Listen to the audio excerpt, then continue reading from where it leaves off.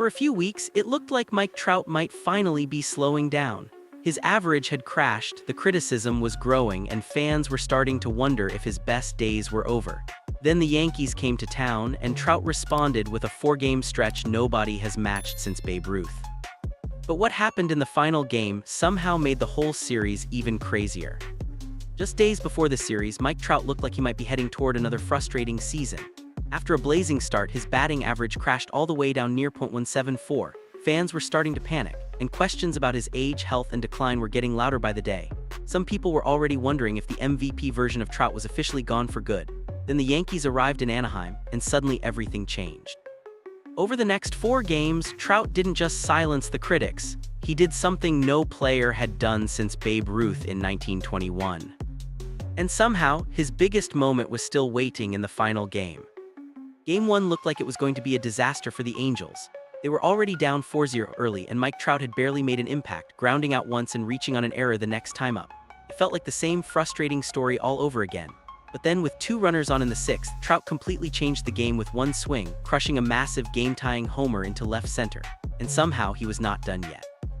Just 2 innings later, Trout stepped up again and launched an even bigger home run, giving the Angels the lead and reminding everyone exactly who he is. Game 2 somehow started even better for Mike Trout. On his very first swing, he crushed a 432-foot home run straight to center field at 110 miles per hour, instantly putting the Angels ahead. Then things got even crazier. Right after Trout's blast, Jo Adell and Jorge Soler followed with home runs of their own, giving the Angels back-to-back-to-back homers for the first time since 2023. Even though Trout cooled off after that and finished just 1 for 5, his quiet game still included another huge home run and a dominant Angels win. Game 3 felt almost identical to Game 1.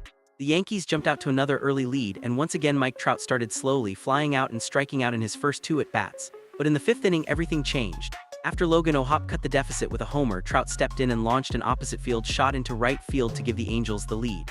He added another hit later, but the story still ended in heartbreak. Just when it looked like the Angels would finally win, they blew another late lead and lost in devastating fashion. By Game 4, Mike Trout was already dominating headlines, but somehow he still had one more unforgettable moment left. After drawing 2 walks earlier in the game, Trout came up in the 7th inning with a chance to completely break things open. That is exactly what he did. He crushed his longest and hardest-hit home run of the entire series, a 446-foot missile that left his bat at 115 miles per hour. It was his 5th home run in 4 games, and this time the Yankees had no answer. Just moments later, Jo Adell added a grand slam to seal the win. When the series was finally over, the numbers barely looked real. Mike Trout finished 6 for 15 with 5 home runs, 9 RBI, 8 runs scored, and 3 walks in just 4 games. That alone would have been unbelievable, but the historic comparison made it even crazier. According to Opta Stats, the only other player to post numbers like that in any 4-game series at one stadium was Babe Ruth back in 1921. After all the injuries, doubts, and criticism, Trout had suddenly put himself right back into the MVP conversation. After weeks of criticism and questions about decline, Mike Trout reminded everyone exactly why he is still one of baseball's most dangerous players. If he can stay healthy, this series may not just be remembered as a hot streak. It could be the beginning of a full MVP comeback.